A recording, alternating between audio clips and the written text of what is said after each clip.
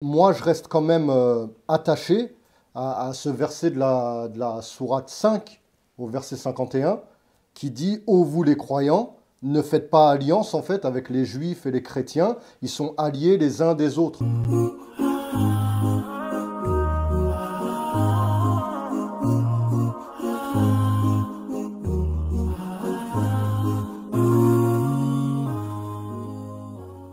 Si je reviens en tout cas sur ce que j'ai lu, sur ce qu'on m'a appris, sur ce que je vois aussi, la façon dont même les juifs vont traiter les chrétiens, ou la façon dont les chrétiens parlent des musulmans, ou leurs pratiques, etc. Moi, je reste quand même attaché à ce verset de la sourate 5, au verset 51, qui dit: Ô vous les croyants, ne faites pas alliance en fait avec les juifs et les chrétiens, ils sont alliés les uns des autres. Donc nous, à un moment, si le Coran le dit de cette façon-là, il y a bien un moment où on doit faire cette distinction. Bah écoute, je te remercie pour l'authenticité, la sincérité de la question, qui est une question, encore une fois, qui renvoie à cette notion de la problématique entre la lettre coranique et comment la lettre coranique est traduite. Donc quand on traduit effectivement le verset de Surat al-Maïda que tu as cité, Ya ayyuhalladhina amanu la tattakhidhul yahuda wan nasara awliya ba'duhum awliya'u ba'd. Quand on traduit pas al-yahud an-nasara par les juifs et les chrétiens, c'est-à-dire de façon absolue, de façon universelle, de façon générale, et ben là encore une fois, on a fait parler le Coran. On a falsifié le sens de la lettre coranique. Désolé de couper, mais je vais plus loin. Tu l'as dit juste avant. Youssouf alayhi salam, il disait à ses enfants de mourir musulmans. Tu disais qu'Ibrahim alayhi salam était musulman. Je suis sûr que si j'ai l'opportunité de parler avec Moussa alayhi salam bientôt et que je lui demande ce qu'il pense du judaïsme, il me dira: je connais pas ça.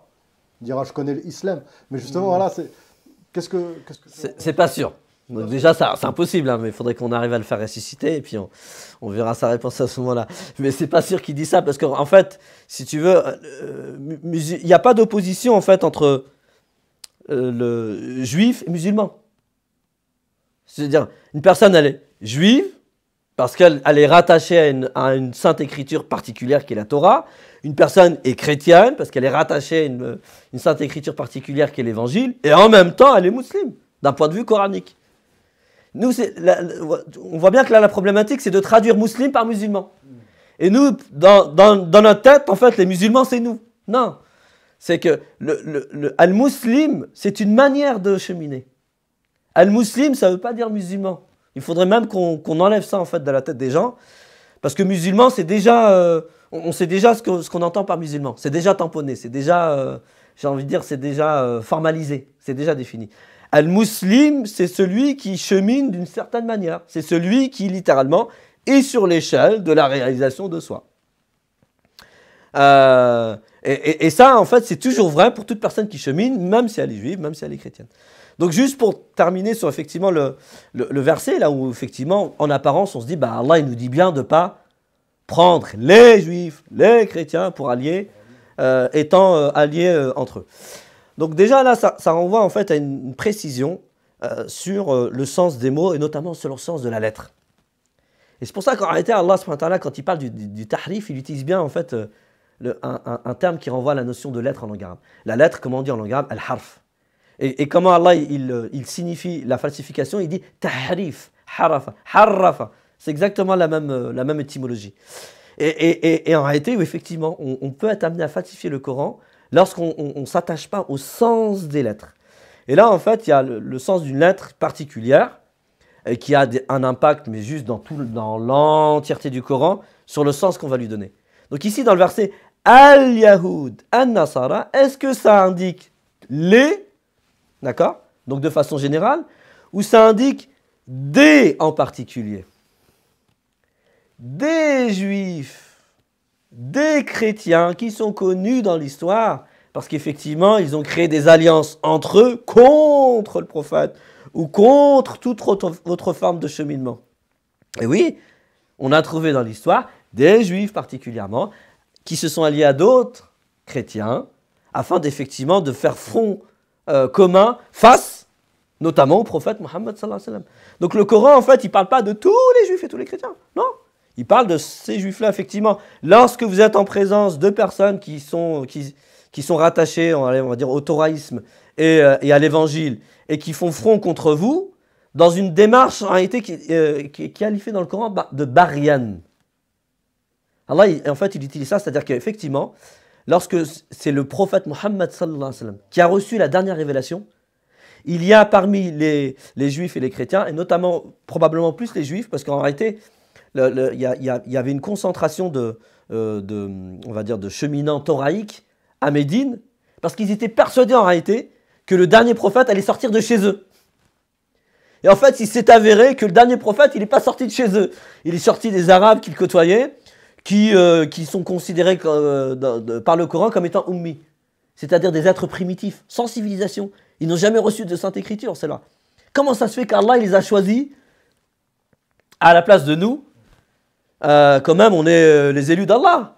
Ils ont dit « Nahnu ahibba'ullah, nahnu awliya'ullah wa ahibba'uh ».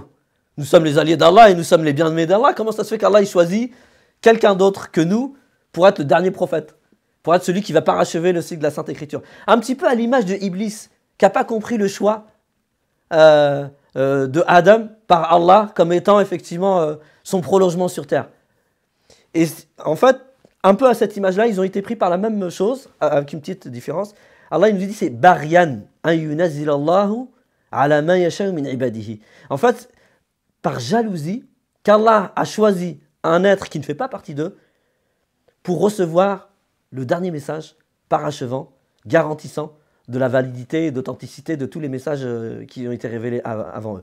Et effectivement, lorsque une personne est prise de jalousie, elle peut effectivement être amenée à s'allier à d'autres personnes aussi qui sont jalouses pour pouvoir faire front commun et tenter d'éradiquer, je dirais, à la racine. Et d'ailleurs, on sait très bien qu'il y a certains juifs et chrétiens qui ont participé vraiment à une tentative comment on pourrait dire ça, de haute trahison vis-à-vis du prophète sallallahu alayhi wa sallam, malgré qu'ils avaient créé des alliances, notamment dans Ghazwat al-Ahzab. Ils étaient censés effectivement, comment on pourrait dire ça, protéger un certain front de Médine, et il y a certaines tribus juives qui ont fait défaut et défection, et qui ont trahi le prophète sallallahu alayhi wa sallam dans les alliances qu'ils avaient entre eux, toujours avec cet même esprit de jalousie que Allah ait choisi en fait un être qui ne fait pas partie d'eux, et eux ils savaient très bien que c'était lui le prophète.